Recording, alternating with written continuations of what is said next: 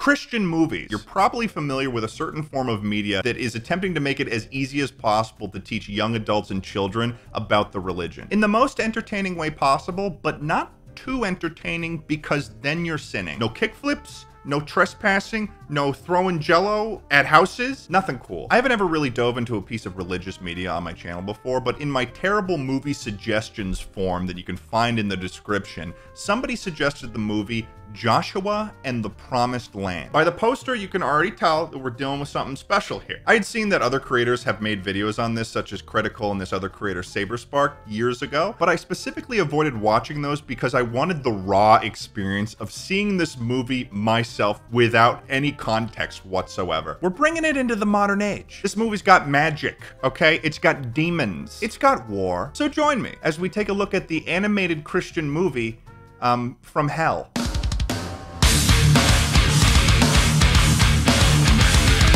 So we start off with the narrator of this film. The Bible tells the story of a young man named Joshua. The nature of this creature, I am unsure of. It appears to be a pink pig rat nymph fairy that wears a bow tie. And this far into the film, that's literally all you know. I will say that if you showed this movie to a child under 5 years old, they would already be crying by this point. Because humans fear the unknown, and I have no idea what that is. He talks about how in the Bible there was a man named Joshua who was incredibly brave and was strong. And the Joshua that we're talking about is none of those things. So then the Joshua in question is revealed, and holy shit, that is an anthropomorphic lion child. Oh my God. Okay, I'm game. Anthropomorphic animals. Zootopia. That's a movie. Our main character, Joshua, is incredibly good at motor skills. He's adept at running around. The quality of the animation in this film is just, We're introduced to Joshua's father, who immediately gives us the vibe of what kind of father he is. Hi, Dad. Pick up your stuff, Joshua. Holy shit. That is a lion father that is about 3 bad arguments away from being an absent one. This is when I began to realize that this film is entirely played by anthropomorphic animals. The main character, of course, being a lion, which honestly would make sense given that the name of the guy who made this film is Jim Lion. I thought you said you were cleaning out the den today. Well, honey, I'm sorry. I've got other things I've got to do. I enjoy how they're anthropomorphic lions, but then the only thing that changes about the fact that they're anthropomorphic lions is that they refer to their house as a den. But then in the next sentence, the mom lion is like... Right, like tinkering around with that car again. Hey, come on. This is my day off. This is what I'm gonna do. So they call their house a den, but then also, yeah, he's got a car. So the parents are arguing about the dad's car, but then the dad doesn't like that. He is baring his teeth at his wife. That's kind of fucked up. I can only assume in lion culture that that's a pretty threatening thing to do. So clearly what we have here is an abusive lion father that loves his car too much and ignores his son. Boom. Good dad. Ugh. Honestly, Joshua, will you please get out of the way? I'm trying to fix dinner. There is not a single supportive soul in this family for this child. He is literally just hanging out and his parents just hate his guts. So Joshua's obviously sad. He's going back up to his room to like cry or something because his parents hate his gut. It's probably because he's got a skateboard left in the hallway, because I clearly heard your dad say, Joshua, to pick up your stuff, which is why there's no God in his household. There's no Jesus around here. And he goes and he lays on his bed and he's sad. You know the drill. As you can see, Joshua feels kind of lost in the shuffle. Okay, so the fairy nymph is back, and he straight up is just not explaining what in God's name he is, because he's clearly not a lion. He's pink, and he has a bow tie. Why does he have a bow tie? I don't understand what this adds. It's massive on him, too. And he doesn't know where to turn. That's why I think we should give him a little help. He doesn't seem to know what the hell's going on. So then all of a sudden, this static ghost shows up.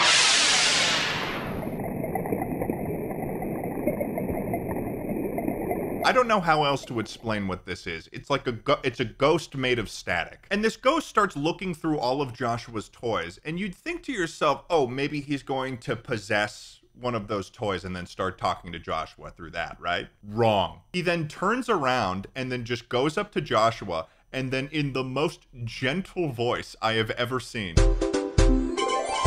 Hi. hi, hi. So I guess before deciding to wake up Joshua, he was just looking through his collection of toys. Oh, dude, nice. You got Funko Pops? Oh, shit, man. You got U2s? He can't wake Joshua up, so he then winds up and throws a ball of energy at Joshua straight in his face. That is not the strategy that I would have chosen. Maybe tapping him on the shoulder. I'm already getting weird vibes from this ghost. I'm sorry. That's just how it is. Who are you? Some people call me the best friend. That is not the first thing that you should be saying to a child after you've broken into his home and woken him up with a ball of energy. He's got some leeway because he's a spiritual being, but not that much. Not in my book. My real name is Christopher Andrew Eugene Bazioni, at your service. But it's okay if you don't like it. Just call me Chris. Okay, so this is a ghost named Chris. Listen, Joshua, I came here to take you on a little kind of trip, you know? Not the first thing I would be saying. Where do you want to take me?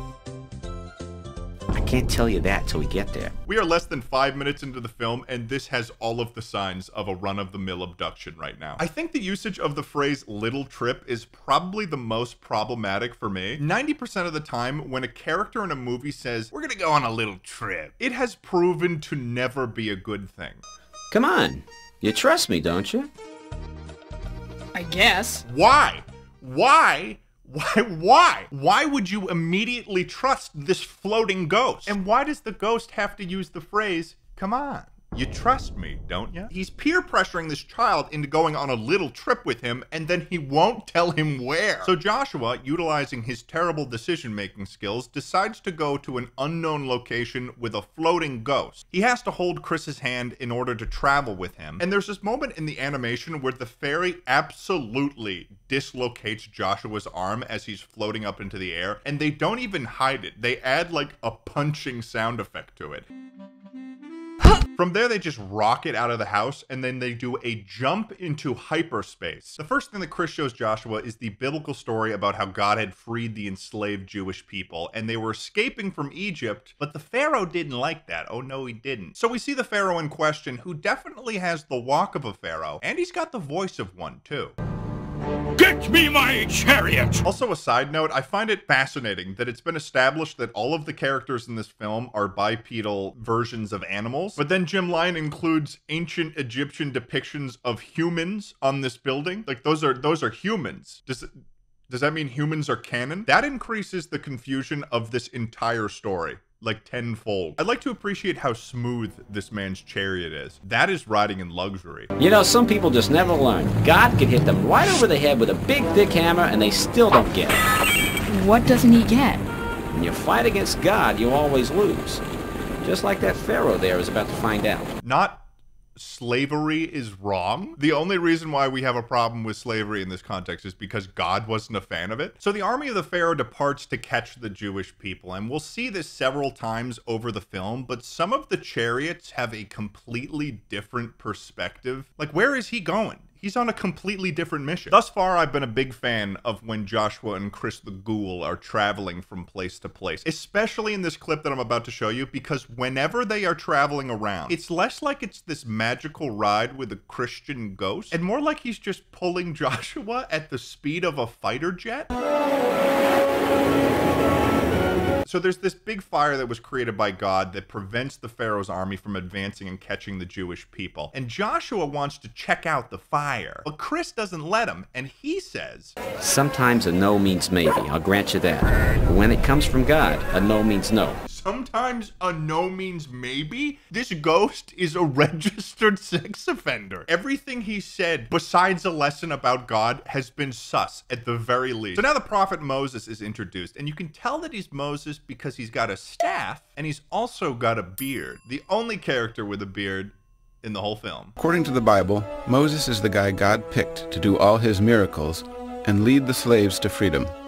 He's one of the good guys. Oh, is he? I think that Jim Lyon placed this statement in because of some of the things that Moses does later in this film. And also some of the things that Moses did in the Bible that aren't even included in this movie. We'll talk about that later. Chris basically has Joshua possess an adult lion that was there at the time because I guess Joshua's interested in this biblical story now. I'll meet you on the other side. Why, Don? What happens? throws them into the body of a random lion, and then he fucking pieces out. What we'll find out later is that Joshua had been placed in the body of the biblical figure of the same name, Joshua. Here's something I haven't had the chance to point out that I think that you guys would find a little concerning. For some reason, the horses are green. Why did he make the horses green? There's camels later, and they look like normal camels, but then there's green horses. Why is there green horses? So the Pharaoh reaches the firewall, and he is not happy about the firewall. Generally, firewalls, negative thing. And you know how I can tell? Because of this face he makes.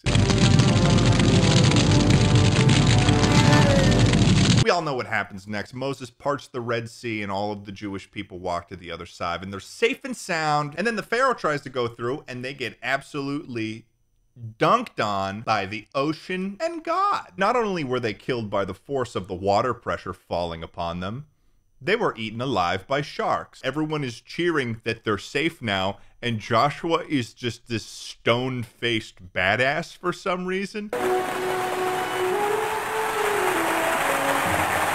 I don't know if he's collecting trauma from seeing hundreds of people drown underwater. Right. All of the Jews got out of that land so fast that they didn't bring any food with them. So I guess God sends a huge flock of quails into the desert. And Moses asks Joshua directly if he can get him a quail to eat. I'm hungry. Would you mind fetching a quail so we can eat? And we get this ridiculous animation sequence where Joshua is just chasing around the quails and doing a terrible job of doing it. The way that these characters are animated, it's almost like they were just born and they are very recently learning motor skills. These guys just love to complain. Sure, they had enough food, but they didn't have enough water. Well, yeah. They're starving and thirsty in a desert and living off of quails. So they told Moses to solve the problem, or they all go back to Egypt to become slaves again.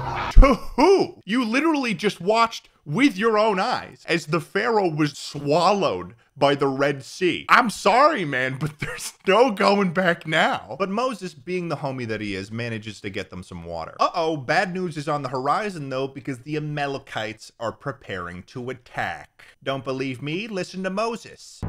As we speak, the Amalekite army prepares an attack. That's the exact same thing I said. This time around, though, they're not going to run away. They're going to fight the Amalekites. And Moses thinks it's a wonderful idea to recruit Joshua to lead the entire army. I will assemble the soldiers. I want you, Joshua, to lead them into battle. Me? What are you basing this upon, Moses? Exactly. He caught you a quail. That's the only thing that he's done in this story for you. It's like nobody's ever done Moses a favor before in his entire life. So Moses' army begins to prepare for battle. We get this wonderful perspective issue as they're running to their spot. And also, can we touch on this again? What kind of animal is this? Is it a bear? Doesn't look like a bear. Kind of looks like a methed out version of Arthur from PBS.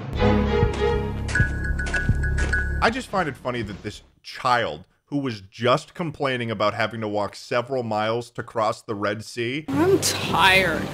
Now you know why I didn't take that long walk with you. It was miles and miles. Is now leading an army. And he really just does not seem to have too much of a problem with it at this point. After a little bit of hyping up the soldiers. Let's beat these guys! Joshua leads this entire army into war. This war is awesome because if this was the only thing that my Christian parents showed to me when I was a kid, then it's honestly pretty damn brutal. It doesn't have any blood, but it doesn't really need to.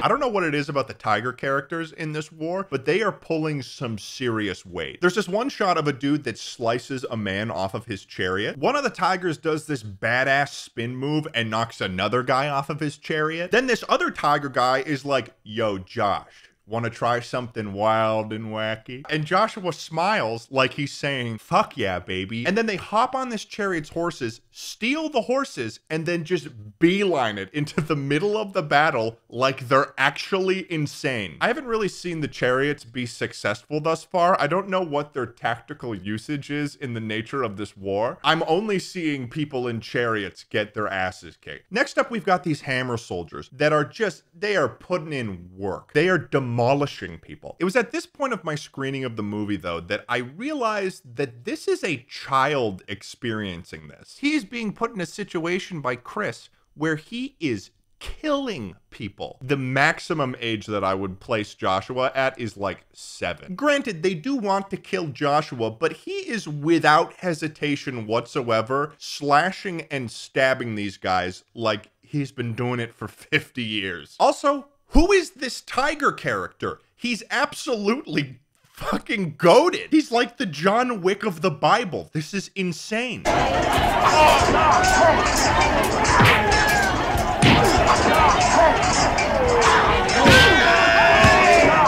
So Joshua and his army caused the Amalekites to retreat, and Joshua and his army just running after them with their hands up in the air. That's like power level 70. And that's a lot. And yeah, Joshua and his army win the battle. They fucked them up. God begins talking to Moses about creating the promised land. And the whole time that God is talking to him, Moses is just, though the whole earth is mine, you will be for me a kingdom of priests and a holy nation. he's in another world. I don't know what's going on here. I don't know if he took like 2 of his old person pills instead of 1 this morning or something, but I think he's high. Though the whole earth is mine, you will be for me a kingdom of priests. And then a little bit later, God just straight up shows up as a lightning cloud and just says all of his rules to everyone. I am the Lord your God. You shall have no other gods before me. You shall not make for yourself an idol in the form of anything on earth or in heaven. I didn't realize that the Old Testament was this on the nose. This is an interesting directing choice on the part of Jim Lyon, but at this point in the film, he starts inserting walrus people into the mix of characters. So I think that somewhere along the line, Jim Lyon was like, walrus people would add an extra layer that is missing from this film. And I agree with him. I think that there was an underrepresentation of walruses in this movie up until this point. So I think stylistically and just in terms of walrus representation, this was a really good move. I give that a rating of 5 pogging Moseses and 1 angry Pharaoh. Moses tells Joshua to follow him up the mountain just to figure out what this God guy wants to say. But like halfway up the mountain, Moses just turns around and he's like, "Wait here until I return." And then he leaves Joshua there for 40 days. I guess normally in the context of the Bible, there's this whole thing where Moses and Joshua both like fast for 40 days. Also, I hate to bring our buddy Chris into this, but he's pretty much the source of every problem in this film. I think that we're implying that Chris thought it was a good idea to have Joshua wait there by himself for 40 days. So Joshua's kind of like in a dream, right? But he experiences that 40 days. So this has more of the energy of like a Black Mirror episode where this malevolent ghost is forcing someone to live out this messed up dream. So Moses receives the 10 Commandments, and I love the way that Jim Lyon shows this. God basically just becomes one of those laser cutters that you see on TikTok.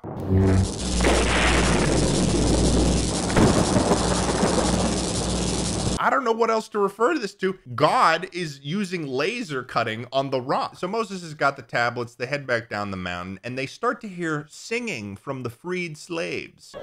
It is not the sound of victory or of defeat that I hear. It is the sound of singing. That is the worst singing I have ever heard in the background of anything ever. It is just someone singing la la la over and over again. However, what Moses does see freaks him the freak out. No! No! That has got to be the most heart that I have heard in any of the lines of this film. That is gut-wrenching. No! Yes. Moses is freaking out because he finds out that the Jews are worshiping this golden calf, which is a big no-no because God clearly said no idols. Have you ever been to Vacation Bible School? You should know this. I gotta say, I find it funny, after being spoken to by a lightning cloud, seeing the entire sea part, walking across the seabed, and then seeing it swallow up your enemies, and then defeating an entire army you were outnumbered by. It only takes them 40 days to start being like, I think that God is a golden calf. Let's worship it. I have to say, if things didn't seem unhinged in this story from the Bible or this movie's depiction of it, they begin to get unhinged just about now. Moses destroys the golden calf. He then mixes it with water and forces everybody to drink it. That's not Jim Lyon taking creative liberties. That is just straight up something they say happens in the Bible. And I'm glad that the only thing after this was Moses just going and getting new tablets and then asking for God to forgive those folks, because that's not what happens in the Bible, because I looked it up. In the actual biblical story, Moses gathers all of the guys that didn't worship the calf, and then he has them slaughter everyone by mass execution. I'm not joking. I don't know if Joshua would necessarily be on board if Chris included that part of the story. So they reach the promised land. Fuck yeah. And Joshua goes in as a spy to check out this city of Jericho that had people in the land that God had promised Moses. Conveniently, I must say, every single one of these people in this city are depicted as red devils. If you can't get more obvious than that, they are not the good guys, I guess. And there's this ceremony where they're sacrificing a baby, I think. I honestly can't tell because there's this insane screeching in the background.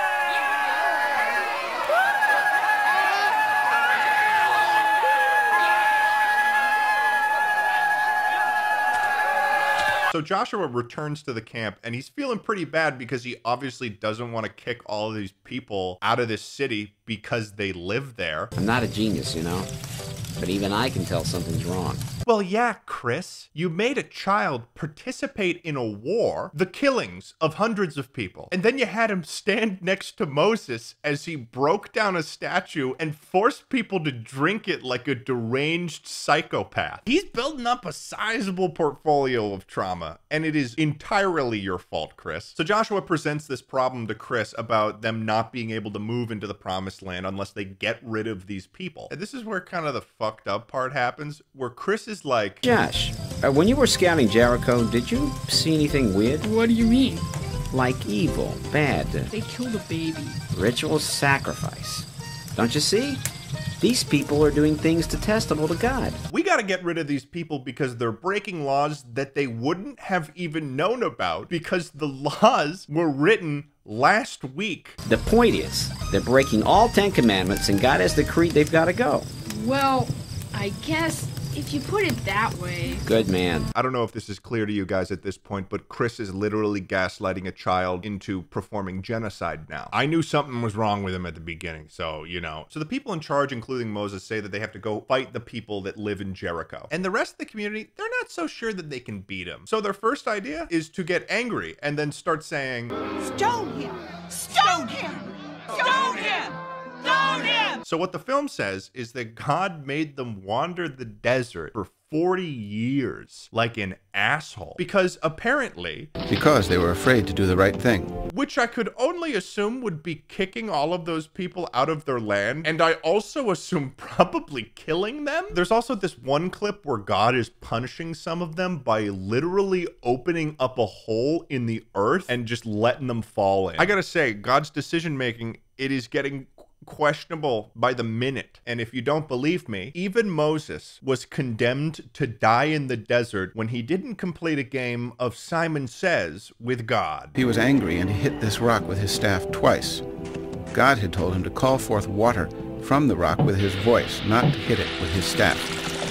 So even Moses is condemned to die in the desert. Moses is then like forced to look upon the land that he's never allowed to enter, and then hands the mantle over to Joshua, the child, by the way. The child now has the mantle of being a prophet of God, which is 40 years later, they cross into the promised land. I'm very curious if Joshua has been experiencing this time flow in real time. Like, has Joshua just gone through 40 years of his life within a dream? Because if he has, that is, oh my God, that is terrible. The kid's gonna come out of this dream and he's gonna have the mind of a 47-year-old. That's kind of messed up. At this point, Joshua is just straight up indoctrinated. He has become Joshua from the Bible, speaking in Bible talk. 3 days from now, you will cross the Jordan here to go in and take possession of the land the Lord your God has given you as your own. Also, the narrator just like kind of enters the movie. That's my cue. I'll see you in a minute. As a holy angel from God's army. Don't know what that's about. What message does my Lord have for his servant? The place where you are standing is holy. And then, ladies and gentlemen, we get to the grand finale of this film. So in order to take down this city of Jericho, the plan was for them to go around the city 6 times, and then on the 7th day, they stop. And then all of the people in Jericho just start laughing at them.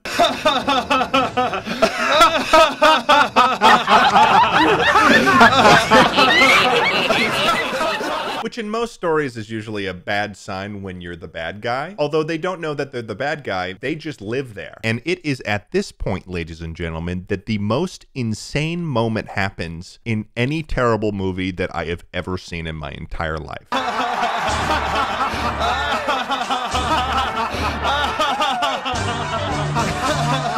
Massive fucking angels with smashing hammers, mind you, start destroying the walls of the city. It is absolute brutality. Just goddamn scorched earth. Nothing is left alive.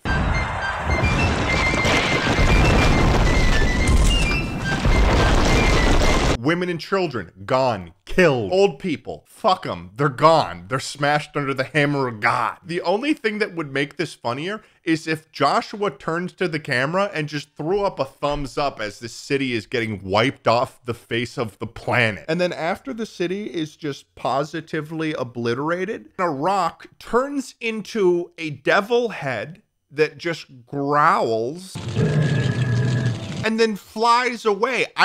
When I originally watched this, I didn't even have enough time to figure out what that was. I think it's the devil. So I guess they're saying everyone in this city was the devil, which is kind of fucked up because there's children in this city. And then after they've just destroyed this entire city, Chris is like, okay, time to go home. So, are you ready to wake up? I thought I was dreaming. So then Chris takes him through a portal, but then the devil head follows them through the portal. And then Joshua, in his room, has to fight the fiery devil head because I guess it followed him outside of the dimension of the dream.